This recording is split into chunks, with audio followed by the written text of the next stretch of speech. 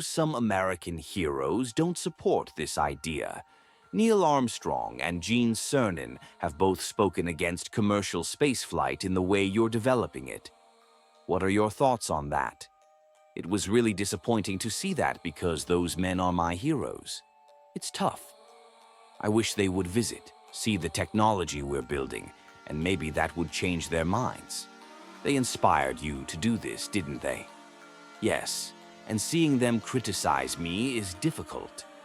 Did you expect their support? I certainly hoped they would. What are you trying to prove to them? My goal is to make a real impact on spaceflight and make it accessible to almost everyone. One of the hardest decisions I ever had to make was in 2008.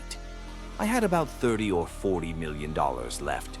I could either put everything into one company and let the other fail or split the money between them, risking both going under. When you build something with your heart and soul, it feels like a child. Choosing to let one die was unbearable. So I split the money and thankfully, both companies survived. What was your biggest failure and how did it change you? I've had many failures. With SpaceX, the first 3 launches failed.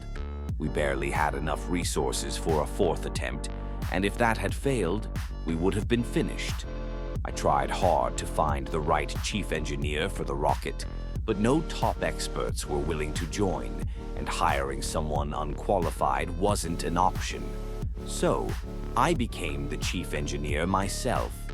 If I had found someone better, maybe we could have avoided some failures.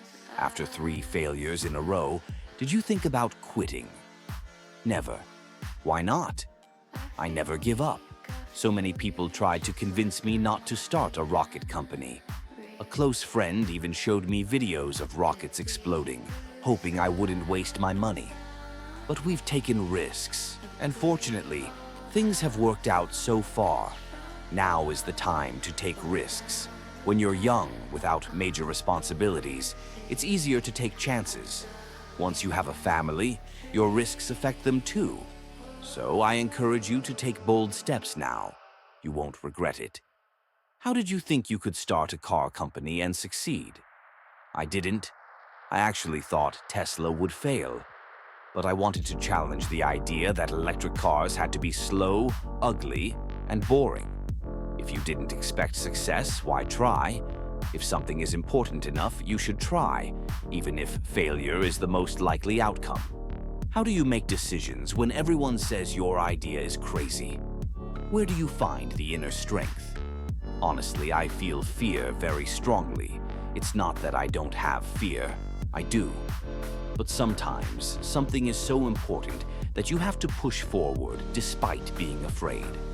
I focus on what technological advancements are needed to achieve a goal and work toward them. I believe becoming a multi-planetary species and exploring the stars is crucial for humanity's long-term survival. But beyond that, it inspires people. Imagine 2 futures.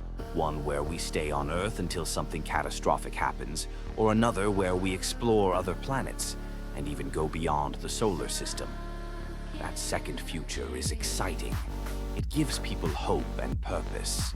When my brother and I started our first company, we didn't even get an apartment. We rented a tiny office and slept on the couch. We showered at the YMCA. We were so broke that we only had one computer. The website ran during the day and I coded at night. We worked 7 days a week, non-stop.